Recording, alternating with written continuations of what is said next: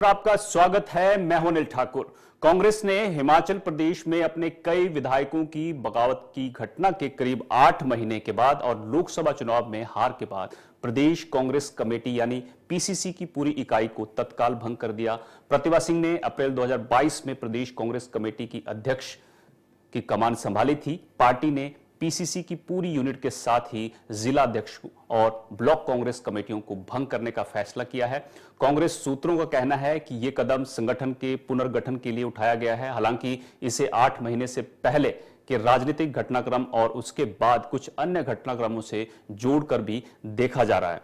तो यानी कांग्रेस अब हिमाचल में बड़ी सर्जरी की तैयारी में है और इस खबर पर हमारे साथ कांग्रेस प्रदेश अध्यक्ष प्रतिभा सिंह सीधे शिमला से जुड़ रही हैं। प्रतिभा सिंह जी, आपका इंडिया न्यूज पर आप बहुत बहुत स्वागत है। आपको मेरी आवाज मिल पा रही है? आ रही है जी।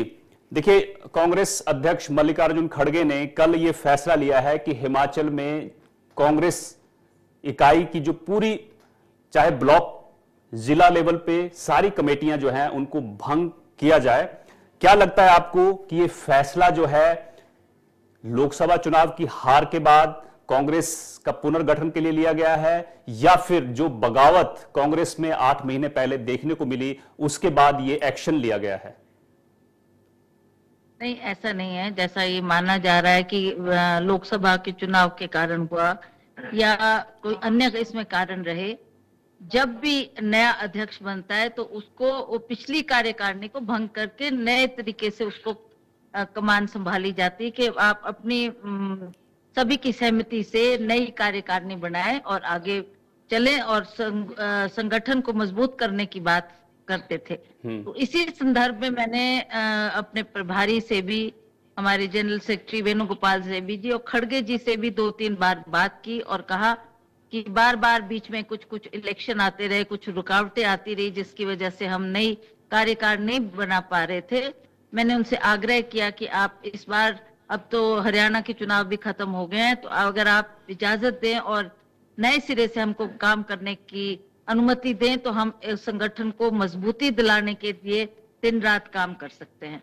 मैंने ही उनसे ये निवेदन किया था कि हम इस तरीके से अगर पार्टी में जो लोग छूट गए हैं, जिनको हम जोड़ नहीं पा रहे, उनको साथ लेकर हम फील्ड में जाकर काम करेंगे ताकि पार्टी मजबूत हो और अगले इलेक्शन का सामना हम अच्छी तरह से कर पाए।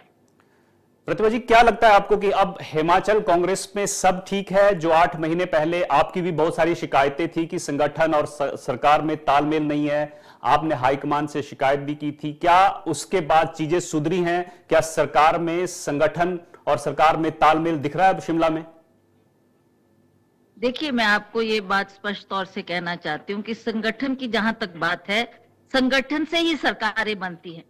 संगठन ने जो मेहनत की, जो काम किया, उसकी वजह से हमारी सरकार सत्ता में आ पाई है। तो जब सरकार बनी तो मेरा निवेदन था माननीय मुख्यमंत्री जी से कि आप कहीं ना कहीं, आप तो खुद भी संगठन से जुड़े हुए व्यक्ति हैं, आप एनएसयूआई में रहे, यूथ कांग्रेस के प्रेसिडेंट रहे, आप भली भांति इस बात को जानते हैं कि कितनी मेहनत करनी पड़ती है सरकार लाने के लिए। तो जिन लोगों ने मेहनत करी है उनको कहीं ना कहीं तवज्जो दी जाए, उनको कहीं ना कहीं पार्टी में कोई ओहदा दिया जाए जिससे वो भी खुश हो और एक मैसेज जाए कि पार्टी के वर्करों का मान सम्मान हो रहा है। मैं इसी बात को बार बार लेकर उनसे ये आग्रह कर रही थी कि आप इस बात पर गौर करें, इस बात पर ध्यान करें। ये मेरा कोई मन मुटाव नहीं था, मेरा उनको केवल मात्र एक सुझाव था कि इससे हमारी पार्टी स्ट्रेंथन होगी, हमारा जो वर्कर है उसका मॉरल बूस्ट होगा और वो तन मन धन से फील्ड में काम करेगा।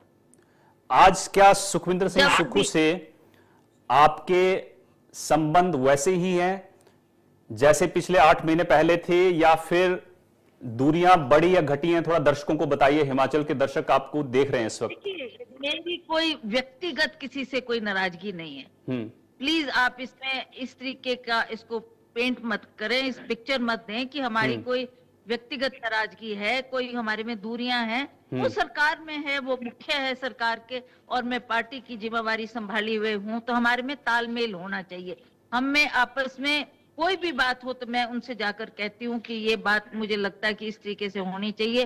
वो मेरा सुझाव सुनते हैं, मानना न मानना उन पर निर्भर है, हमारा कोई मनमुटाव नहीं।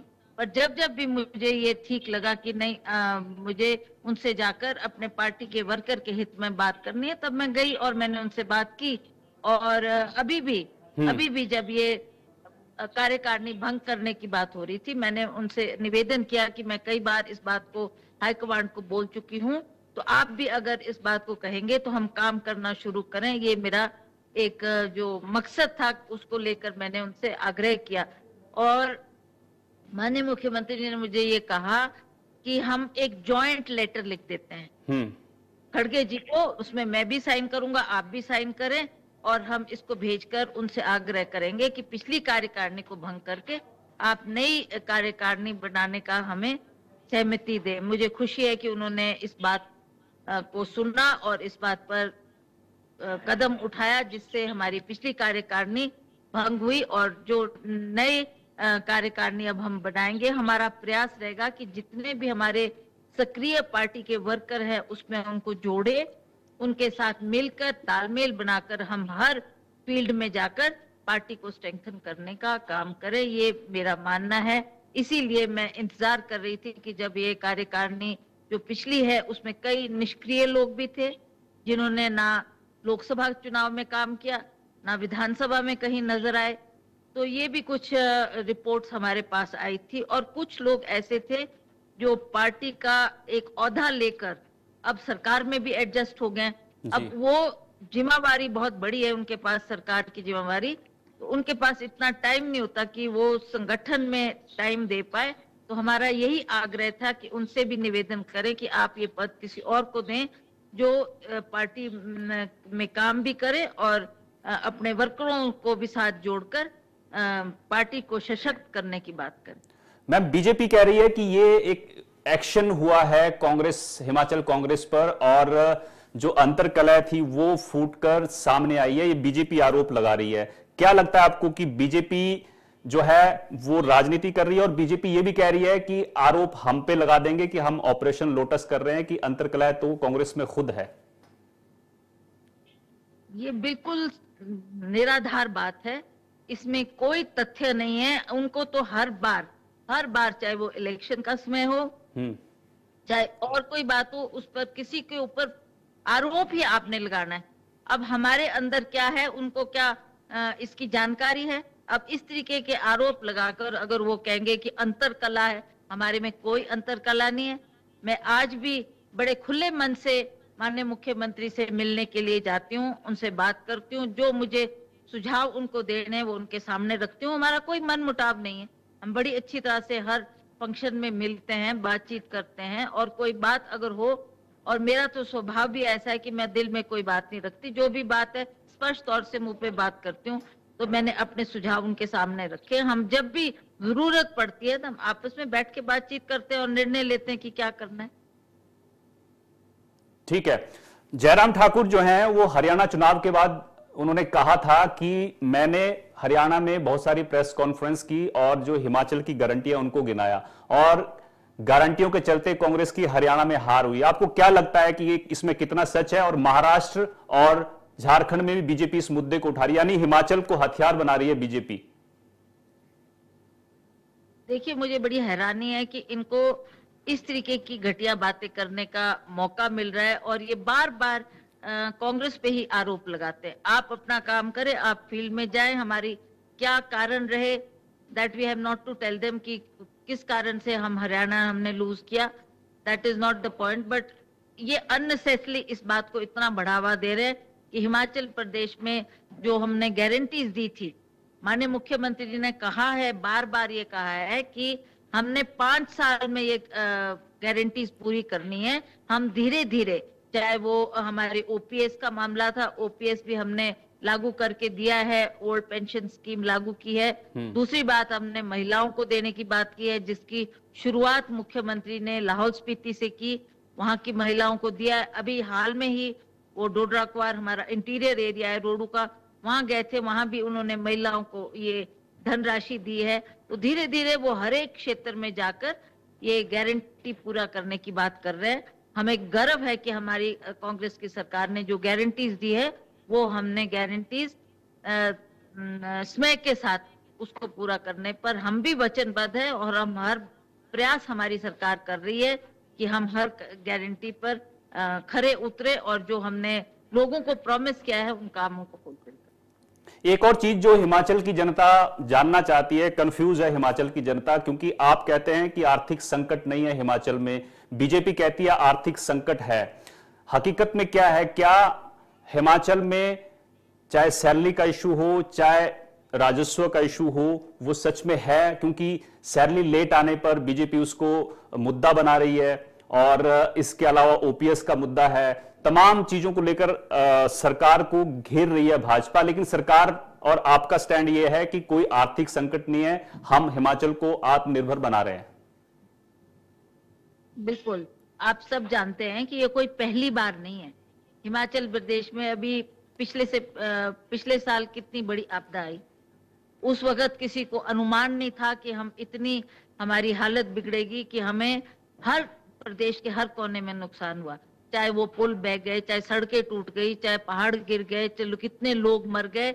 हमने उस बात को प्राथमिकता दी, हमने हर घर में जाकर हर व्यक्ति को जहां जहां भी हो सके हमारी सरकार ने जाकर वो लोगों को फिर से बसाने की बात की, उनको घर उनके बसाए, उनको आर्थिक तौर से उनकी मदद की। कम से कम 4,500 करोड़ रुपया हमारा इसमें व्यय हुआ है, जो दोबारा लोगों को पुनर्स्थापित करने की बात थी, उसमें भी पैसा लगा है।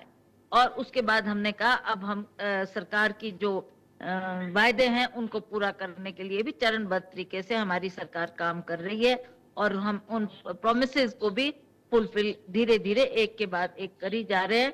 इसमें ये बोलना कि हम आर्थिक तौर से कमजोर है, ये बात सही नहीं है। कौन सी सरकार ऐसी होती जिसके ऊपर आर्थिक संकट नहीं आता? आज से पहले भी जब भी चाहे वो कांग्रेस की सरकारें रही, मुझे याद है जब माननीय वीरभद्र सिंह जी मुख्यमंत्री थे, उस वक्त भी बहुत बार ऐसे हालात बने कि आर्थिक संकट आया, पर उन्होंने हर बार उसका मुकाबला किया और सरकार भी चलाई, एम्प्लॉयज की भी सैलरी वक्त पे दी गई। ऐसे ऐसे हादसे होते रहते हैं, तो इसमें कोई बड़ी बात नहीं है।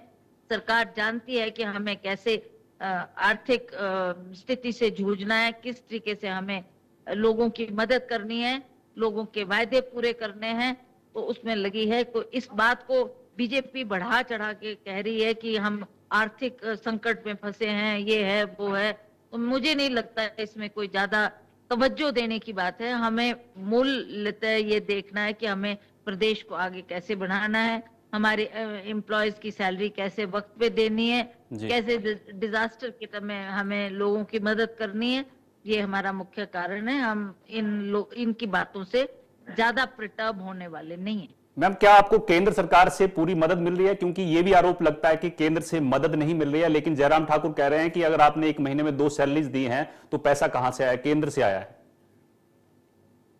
अब देखिए, इसके आंकड़े तो मेरे पास नहीं है, it is government should be knowing, ये तो गवर्नमेंट को पता होगा कि कहां से आ रहा है कहां से नहीं आया। I don't interfere in these matters. मैं तो संगठन की बात आपसे कर सकती हूँ कि हमारे को तो संगठन की जिम्मेवारी मुझे दी है, तो उसको कैसे मजबूत करना है, कैसे हमें वर्करों को जोड़ना है और कैसे हमने अगले चुनाव का सामना करना।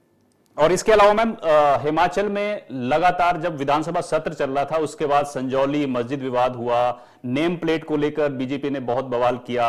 विक्रमादित्य का एक बयान था जिसको लेकर बीजेपी ने कई चीजें कही, और उसके अलावा फिर नोटिफिकेशन वापस लेने का मुद्दा है, इस पर बीजेपी या भाजपा आपको घेर रही है। क्या लगता है आपको कि कुछ जो चीजें हैं वो इतनी सियासी हो गई है कि भाजपा रोज जो है कांग्रेस को नए नए मुद्दों पर घेरने की कोशिश जो है कर रही है, या फिर कांग्रेस कहीं ना कहीं कुछ चीजों में पीछे रह गई या गलती कर दी कांग्रेस ने? देखिए, ये बात सही है कि बीजेपी के जो लोग हैं, चाहे लीडर्स हैं इनके, ये अगर अपने कारनामे बताए ना कि आपने क्या किया, आपकी सरकार पिछले 5 साल रही, आपने उस वक्त हिमाचल प्रदेश के लिए किया, कभी उस बात को गिनाते नहीं, कभी उस बात को करते नहीं, उसका जिक्र नहीं करते। बार बार ये आरोप प्रत्यारोप कांग्रेस पे लगाई जा रहे हैं, और इस तरीके की जो ये बात करते हैं कि कांग्रेस में ये कमियां हैं वो कमियां हैं। अगर सरकार आज काम कर रही है तो वो जानती है कि हमने कैसे जुगाड़ करना है, कैसे सेंटर से पैसा लेना है, कैसे हमने वहां के जाकर प्रधानमंत्री से मिले, हमारे मुख्यमंत्री उन्होंने भी ये बात रखी है। अब ये बार बार इस बात को इस तरीके से भुनाते हैं, उनके पास अपनी उपलब्धि कुछ ऐसा बोलने को नहीं है कि हमने अपने कार्यकाल में हिमाचल प्रदेश का इतना विकास किया या ये उन्नति की, ये तरक्की की। आज जो हालात है वो सबके सामने, सब जानते हैं कि क्या सही है और क्या गलत है। ठीक है मैम, लोकसभा चुनाव को लेकर सवाल है मेरा कि आप लोग संगठन में एक सर्जरी करने जा रहे हैं, क्या लोकसभा में जो हार हुई थी उसके पीछे क्या क्या कारण है? एक तो ये कारण आप जो लेकर चल रहे हैं कि कुछ जो लोग थे वो निष्क्रिय थे, उस तरह से काम नहीं कर रहे थे, और क्या क्या वजह देखते हैं आप लोकसभा चुनाव में जो हार हुई है आपकी? नहीं, there were many other reasons, काफी कारण थे जिसकी वजह से हम ठीक रिजल्ट हमारे सामने नहीं आए। हमें लगता था कि हम चुनाव में अच्छी टक्कर दे सकते हैं बीजेपी को, पर कहीं ना कहीं हम अवश्य पिछड़े। जो आप ये बात कह रहे हैं कि संगठन में कुछ लोगों को तवज्जो नहीं दी गई, और जिनको दी गई उन्होंने वो सक्रिय तौर से हमको फील्ड में नहीं दिखे, उन्होंने कोई ज्यादा उनका योगदान नहीं रहा, जिसकी वजह से आज हमें ये जरूरत महसूस हो रही है कि अगला चुनाव भी आएगा तो उसके लिए हम अपने पार्टी वर्कर्स को स्ट्रॉन्ग करें, सशक्त करें, ताकि वो भी फील्ड में जाके काम करें। और ये बात ठीक है, इस पे मनन अवश्य किया जाएगा, चिंतन अवश्य किया जाएगा कि क्या कारण रहे जिसकी वजह से हमने ये लोकसभा की सीटें हारी। तो इसके ऊपर भी हम सोच करेंगे, देखेंगे, सभी लीडर लोगों से डिस्कस करेंगे और नेक्स्ट स्टेप क्या लेना है दैट वी। ठीक है, ठीक है मैम, बहुत बहुत शुक्रिया, आप इंडिया न्यूज से जुड़े और तमाम बातें आपने रखी। तो ये थी प्रतिभा सिंह, कांग्रेस प्रदेश अध्यक्ष, जिन्होंने तमाम चीजें बताई कि संगठन में अब सर्जरी की जरूरत है ताकि हम अगले चुनाव जो हैं उसकी तैयारी ठीक से कर सकें। तो मुझे दीजिए इजाजत, आप देखते रहिए इंडिया न्यूज। नमस्कार।